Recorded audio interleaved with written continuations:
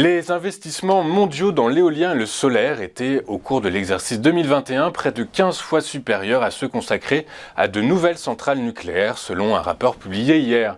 Quelques 350 milliards de dollars ont été investis dans des projets d'énergie solaire ou éolienne contre 24 milliards consacrés au nucléaire, affirme le World Nuclear Industry Status Report, alors que le déclin du nucléaire se poursuit. Sa part dans la production mondiale d'électricité est passée l'année dernière pour la première fois sous la barre des 10%.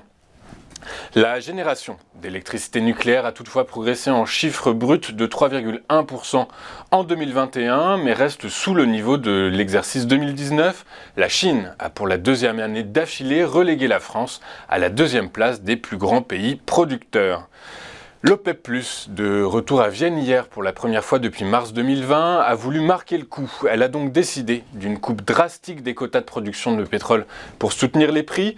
Les 13 membres de l'Organisation des pays exportateurs de pétrole, menée par l'Arabie Saoudite, et leurs 10 partenaires conduits par la Russie, ont convenu, comme il l'était pressenti par les analystes, d'une baisse de 2 millions de barils par jour pour le mois de novembre, a annoncé l'Alliance dans un communiqué.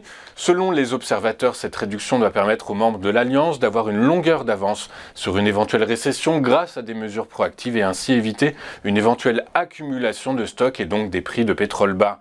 C'est la baisse la plus importante depuis le début de la pandémie, mais cette réduction risque de booster les prix à l'encontre des efforts des Occidentaux pour enrayer la flambée des coûts de l'énergie pesant sur la croissance mondiale.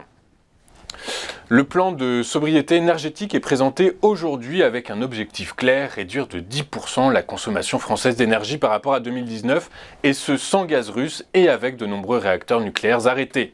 Parmi les dizaines de mesures prévues figure un appel à moins chauffer et moins éclairer, un encouragement au télétravail, diminuer l'éclairage public dans les communes, une incitation financière au covoiturage ou encore la coupure de l'eau chaude dans les administrations. Objectif donc réduire de 10% la consommation d'énergie de la France en 2 ans et dans l'intervalle faire que le pays passe l'hiver sans coupure de gaz ni d'électricité. Juste avant de voir ce qui s'est passé sur les marchés financiers hier, moins d'une semaine après Standard & Poor's, l'agence de notation Fitch a baissé hier en fin de journée la perspective de la note du Royaume-Uni de stable à négative.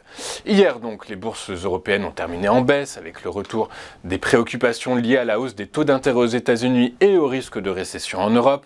À Paris, le CAC 40 a reculé de 0,9% à 5 985 points. À Londres, le FTSE a cédé 0,49% et à Francfort, le DAX a plié de 1,21%. La bourse de New York a également reculé hier, hantée par les risques de récession et la perspective de poursuite de remontée des taux d'intérêt suite à la publication de l'indice ISM des services qui a dépassé le consensus en septembre, suggérant ainsi que l'économie américaine continue de résister à la remontée des taux d'intérêt.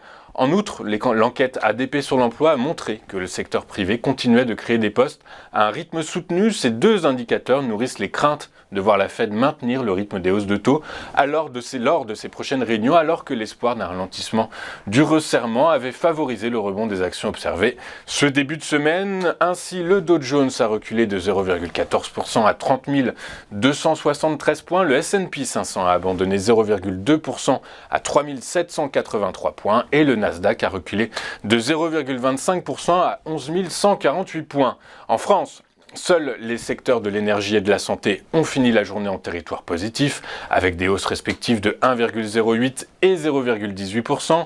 Parmi les plus gros gadins de la journée, nous retrouvons les financières avec une baisse de 1,96%, les télécoms qui ont reculé de 1,66% et les biens de consommation qui ont lâché 1,42%. ST Microelectronics a signé la plus forte progression du SBF 120 après avoir annoncé l'augmentation de ses capacités de production en Europe. Le titre a pris 1,48% et s'est échangé hier à la clôture à 34,98 €. Forestia est le plus mauvais élève de la cote, pénalisé par le risque de récession comme l'ensemble du secteur automobile et des fournisseurs de rang 1 des constructeurs automobiles. Le titre a chuté de 7,7% à 11,90 €. 44, les cours du pétrole ont poursuivi leur progression hier, soutenus donc par la décision, comme nous l'avons vu, de l'Organisation des pays exportateurs de pétrole et de leurs alliés de l'accord OPEP+, de réduire donc leur production de 2 millions de barils par jour. Le prix du baril de Brent de la mer du Nord pour livraison en décembre a gagné 1,7% pour clôturer à 93,37 $. Le baril de WTI avec échéance également en novembre a pris 1,43% à 87,76 $.